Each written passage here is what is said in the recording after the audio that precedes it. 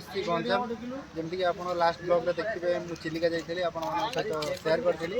सो बर्तमान मुझे नारायणी टेम्पल मुझे आगुरी के आसनी जगह को बर्तमान जी माँ को दर्शन करी आमर ये भोजी हो सहित सेयार करी जीवार अच्छी माँ तारातारिणी टेम्पल आपटा भी सेयार करी।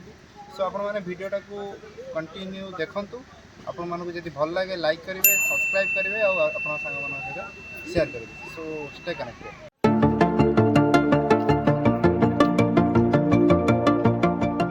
आउ ये हूँ माँ को मंदिर अच्छी ऊपर पहाड़ ऊपर पूरा आपण मैंने देखिपारे पूरा पहाड़ ऊपर आउ बर्तमान आम जा माँ को मंदिर उपरको।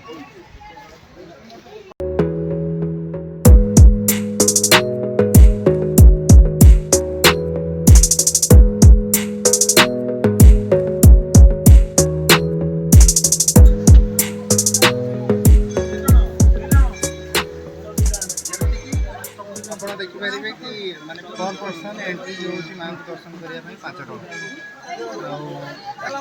फर्स्ट टाइम जानी कि माने गोटे मैंडेटरी गोटे माने भगवान की मां को दर्शन करने पैसा दवा पड़े मैंडेटरी पैसा गोटे एंट्री फीस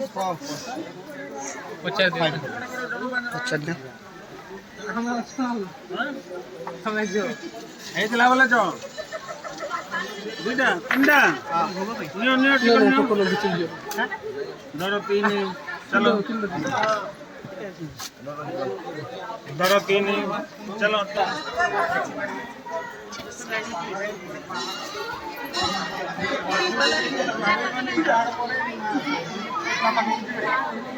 आप देखिए भाई आ गए पहाड़ बहुत ही मजेदार एक्चुअली जगह बहुत ही तार माने यूनिक तार निजर परिचय। सो आपने दो दिन प्लान करके आसवे गंजाम डिस्ट्रिक्ट बरहमपुर डिस्ट्रिक्ट सब कवर करा इजी आउ ये टाइम नर्माली आसवे जनवरी या फेब्रुआरी टाइम शीत दिन गाधे मजा लगे लाइन छिड़ा दर्शन भारी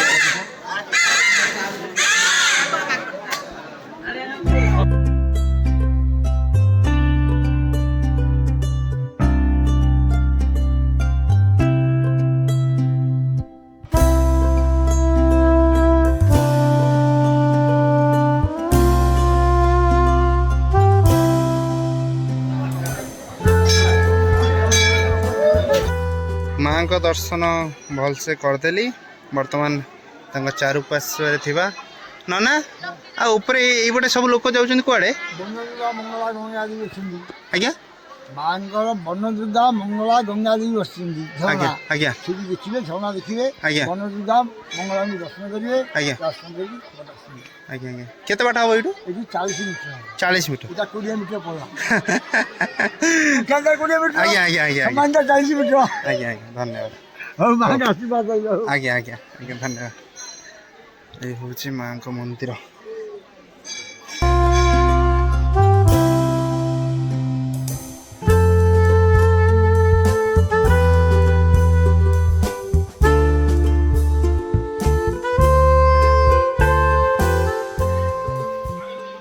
खतरनाक रास्ता रे भाई ओ खाली गोड़ रे गोड़ पूरा रकुड़ हो जाऊ शीत दिन ना बेसी काटुचे चलो चलिले गोड़ शक्त हम अल्प बाट रहा ओहो लोक एपटे जाकि सेठी आसुँच अच्छा अच्छा अच्छा से एग्जिट आ नारायणी गोड़ छादी भाई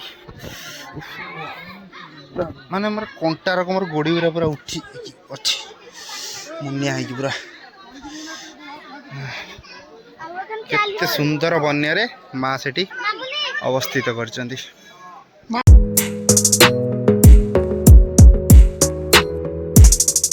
यो मनोवांछित फल प्राप्त हो भगवती विश्वेश्वरी राजराजेश्वरी नारायणी सर्वमंगलमय हो सकल ना ना ये माँ केमती केते वर्ष हैला तांकर स्थापन एठिकार और हिस्ट्री कौन बुढ़ी माँ पाखु जा सबू बतई देवे ଚିଲିକା ମୁଁ ଜାଣିବାରେ କ'ଣ ତମଠୁ ପିଲା ଲୋକ ମୁଁ କ'ଣ ଜାଣିବାରେ ସିଏ ବୟୋଜ୍ୟେଷ୍ଠ ସିଏ ଆଗରୁ ଆସିଥିଲେ ସିଏ ସବୁ ଜାଣି କୋଉଠି ହେଇଠି ହେଇଠି ମା ହେଇଠି ହେଇଠି ସବୁ ଟିକେ ମାଙ୍କ ବିଷୟରେ କହିବେ କେବେ ତାଙ୍କର ସ୍ଥାପନ ଆଉ କେମିତି? ସେତେବେଳେ ମଣିଷମାନେ 180 ବର୍ଷ ବଞ୍ଚୁଥିଲେ। ଆଜ୍ଞା ସେତେବେଳେ ମନ୍ଦିରରେ ଗଳି ଗଳି ଗଳି ଗଳି ଆସିକି ବ୍ରାହ୍ମଣ ପୂଜା ଅର୍ଚ୍ଚନା କରିକି ଯାଏ। ତାପରେ ଗଛ ମୂଳେ ଥିଲେ ଏଇଠି ଉପରେ ଆଉ ତଳେ ଆଜ୍ଞା ତଳେ ଅଛନ୍ତି ଉପରେ କ'ଣ ଅଛନ୍ତି? ତଳେ ନାରାୟଣୀ ଅଛନ୍ତି, ଉପରେ ବନ ଦୁର୍ଗା ଅଛନ୍ତି, ମଙ୍ଗଳା ଅଛନ୍ତି। ଆଜ୍ଞା ଆଜ୍ଞା ଆଉ ସେଥିପାଇଁ ଆମର ପରମ୍ପରାରୁ ଏଇଟା ପୂଜା କରି ଚାଲି ଆସିଛି। ଆଜ୍ଞା ରଜାଙ୍କର ମନ୍ଦିର ଇଏ ଆଜ୍ଞା ରଜା ଆମକୁ ଦେଇଛନ୍ତି। ଆଜ୍ଞା ତେଣୁ ଆପଣ କେତେ ବର୍ଷ ହେଲା ପୂଜା କରି ଆସିଲେଣି? ମୁଁ ଦେଖିବାରେ 5 ପୁରୁଷ, 5 ପୁରୁଷରେ ଶ୍ୱଶୁର, ଗୋସାଇଁ ଶ୍ୱଶୁର, ମୋ ସ୍ୱାମୀ 3, ମୋ ପୁଅ 4 ପୁରୁଷ ହେଇଗଲା। ଆଜ୍ଞା ଆଜ୍ଞା ଆଉ ଏସବୁ ଅମଳରୁ ଚାଲିଛି। ଆଉ ସେତେବେଳେ ସବୁ ମା ଏଇଠି କ'ଣ ସୃଷ୍ଟି ନେଇଥିଲେ? ରଜା ଯେତେବେଳେ ବନ ବିହାର ସମୟରେ ଆସିଥିଲେ ଆଜ୍ଞା ସେ ସମୟରେ ନାରାୟଣୀଙ୍କୁ ଦେଖିଲେ, ଆଜ୍ଞା ଆଉ ବନ ଦୁର୍ଗାଙ୍କୁ ଦେଖିଲେ। ହୁଁ ଆମକୁ ଦେଖିକିରି ସେ ମାଆଙ୍କୁ ଦେଖିକି ଆମକୁ ଡାକିକିରି ଆଣିଥିଲେ। ଆଜ୍ଞା ତାଙ୍କ ନାଁ ହେଉଛି ମାର୍କଣ୍ଡ ସପ୍ତର୍ଷି। ଆଚ୍ଛା ଯିଏ ଆସିକି ଫାଷ୍ଟରେ ପୂଜା କଲେ। ପୂଜା କରିଥିଲେ ଫାଷ୍ଟରେ ସେତେବେଳେ ପୁରା ଜଙ୍ଗଲ ଥିବ ଏଇ ଜାଗାଟା? ପୁରା ଜଙ୍ଗଲ ହୁଁ ଗଛ ମୂଳେ। ତେଣୁ ଆମକୁ ଦେଖିକି ପୂଜା କରିକି ରଖିଥିଲେ। ଆଜ୍ଞା ଆମର ପରମ୍ପରାରୁ ଚାଲି ଆସିଛି, ଆମେ ନିଜେ ହିଁ କରିବୁ। ଆପଣ କୋଉ ଗଭର୍ଣ୍ଣମେଣ୍ଟ ଆପଣଙ୍କୁ? ଅଷ୍ଟଭୁଜାରୁ ଠାକୁରାଣୀ 10 ଭୁଜା ହେଇଛନ୍ତି। ଆଜ୍ଞା କେବଳ ପୂଜକ ଦେବୁ ନାରାୟଣ। ଆଜ୍ଞା ରଜା ମୋ ସ୍ୱାମୀ, ମୋ ଶ୍ୱଶୁର, ଗୋସାଇଁ ଶ୍ୱଶୁର ମଦ ଖାଉଥିଲେ, ଆଜ୍ଞା ପୂଜା କରୁଥିଲେ। ଆଜ୍ଞା ମଦ ମାଂସ ମଦିରାରେ ହୋଇ ମତୁଆରେ ରଣରଙ୍ଗ ଭୂମିରେ ମା କ୍ରୀଡ଼ା ରଙ୍ଗେ କେ সকল সংসারে মা গো তুম্ভর যে মায়া ମୋ ପ୍ରତି ପ୍ରସନ୍ନ ଦେବୀ ହୁଅ ମହାମାୟା। ଦଶଭୁଜି ସେ କାହିଁକି ହେଲେ ନା ମଦ ଖାଉଥିଲେ। ରଜା ଡାକିକି ପଚାରିଲେ କାହିଁକି ମଦ ଖାଉଛ? ଦେବୀଙ୍କର ପୂଜା ଚାଲିଛି କି ନା? ହଁ। କ'ଣ କ'ଣ କହିପାରିବ? ପ୍ରଶ୍ନ କଲେ ନିଶ୍ଚୟ କହିବାରୁ ସିଏ କହିଲେ ଦେବୀଙ୍କର କେତେଟା ଭୁଜ? ପ୍ରଶ୍ନ କଲେ ରଜା, ସିଏ କହିଲେ 10ଟା। ଆଚ୍ଛା 10ଟା କହିଦେଲେ ସିନା ଘରକୁ ଆସିବାରୁ ତାଙ୍କ ନିଶା ପଳେଇଲା। ସିଏ ସେଇଠୁ ପଳଉଥିଲେ ଘର ଛାଡ଼ିକି ବୁଢ଼ାବୁଢ଼ୀ। ଆଜ୍ଞା ସିଏ ସେଇଠୁ କହିଲେ ଯେ ନାଇଁ ନାଇଁ ତୁ ଯା ନା, ମୋ ତୋ ପାଇଁ ମୁଁ ଅଛି। ଫେରିକି ଆସିଲେ ଦେଖେଇଲେ 10ଟା ହାତ। କୋଉଠି ନା ଅମୁକ ଦିନ ଅମୁକ ତାରିଖ ଅମୁକ ବାରରେ ତୁ ଅମୁକ ଜାଗାରେ ଠିଆ ହ, ମୁଁ ଦେଖେଇଦେଲି। ସେଇଠୁ 10 ଭୁଜ ନାରାୟଣୀ ଅଷ୍ଟଭୁଜିରୁ 10 ଭୁଜି। ଠାକୁରଙ୍କୁ ରଜା ସୈନ୍ୟ ସାମନ୍ତ ଲଗେଇକି ଅସ୍ତ୍ର ପ୍ରୟୋଗ କଲେ, ଆଜ୍ଞା ରକ୍ତ ଝରିଲା। ସେ ଦିନଠୁ ଛାଡ଼ିଦେଲେ। ସେ ଆମକୁ ଉପାଧି ଦେଇଛନ୍ତି। ଆମର ଟାଇଟଲ ହେଲା ଶତପଥୀ, ଆମକୁ ଦେବତା ଉପାଧି ଦେଲେ। ସେ କହିଲେ ସିଏ ଜିଅନ୍ତା ଦେବତା, ତମେ ଆଉ ସିଏ ପାଷାଣ ଦେବତା କହିଲେ। ଆମେ ଚଲେଇଛୁ। ମାନେ ଯାହା ବି କିଛି ହେଇଛି ଆପଣଙ୍କ ଓନ୍ ପଇସାରୁ ନା ଗଭର୍ଣ୍ଣମେଣ୍ଟ ଫଣ୍ଡରୁ? ନା ଆମ ନିଜ ଯାହା ବି କିଛି ହେଇଛି ଡେଭଲପମେଣ୍ଟ ହେଇଛି ନିଜ ପଇସା। ନିଜ ପଇସାରୁ? ଗଭର୍ଣ୍ଣମେଣ୍ଟ କିଛି ବି ମାନେ?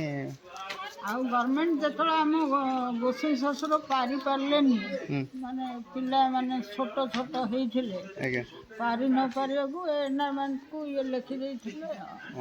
ଆମ ଶ୍ୱଶୁର ଲେଖି ଦେଇଥିଲେ। ସେ ଏନଭାରମେଣ୍ଟ ଏବେ କିଛି ଜବତ କରିନି। ଆଜ୍ଞା କାହିଁକି ନା କିଛି ତ ସେମିତି କିଛି ଇଏ ନାହିଁ, ତେଣୁକରି ସେ କରିନାହାନ୍ତି। ଏନଭାରମେଣ୍ଟ ଗଭର୍ଣ୍ଣମେଣ୍ଟ ନେଇଗଲାଣି, ଏବେ ବୁଝୁଛି। ଆଚ୍ଛା ଗଭର୍ଣ୍ଣମେଣ୍ଟ ବୁଝୁଛି। ଆଉ ଦକ୍ଷିଣ ଆମକୁ ତ କିଛି ନାହିଁ। ଆମକୁ ଥାଳିରେ ଯିଏ 5, 10, 3 ଦେଲା ସେଇଟା ଏକା ଆମର ଦକ୍ଷିଣ। ଆଉ ଆମକୁ ଦରମା ନାହିଁ, ସିଷ୍ଟମ ନାହିଁ। ଏବେ ସବୁ ଗଭର୍ଣ୍ଣମେଣ୍ଟ ନେଇଯାଇଛି ଆପଣଙ୍କ କତରୁ ଆଉ। ଧନ୍ୟବାଦ ମାଙ୍କର ଆଶୀର୍ବାଦ ଥାଉ। ଏଠି ଝରଣା ଅଛି, ଦେଖିଆ।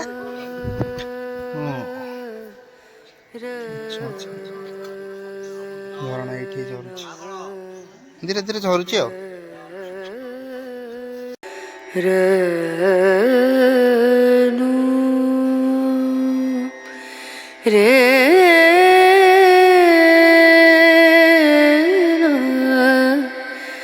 ବର୍ତ୍ତମାନ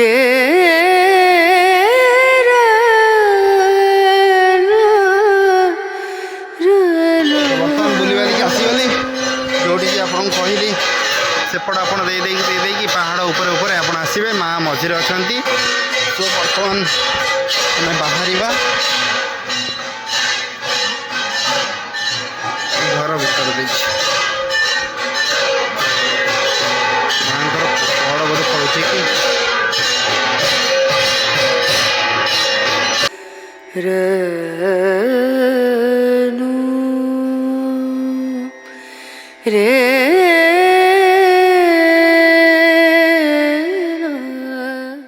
ଆମର ଭୋଜିଭାତ ଚାଲିଛି ଅଲରେଡ଼ି ବହୁତ ହି ଲେଟ୍ ହେଇଗଲାଣି ଆଉ ଏଠୁ ଆମକୁ ଯିବାର ଅଛି ମା ତାତାରିଣୀ। ସୋ ଦେଖାଯାଉ ଆମର ଆକ୍ଚୁଆଲି ହବାର ଥିଲା ପନିର ଆଉ ରାଇସ୍ ଆଉ ସାଲାଡ଼ ୱାଲାଡ଼ ସବୁ ହବାର ଥିଲା ବଟ୍ ଆମେ ଏକାଥରେ ସବୁ ଗୋଳେଇ ଗାଳେଇ ଦେଇକି ମିକ୍ସ ଭେଜ୍ କରିଦେଲୁ।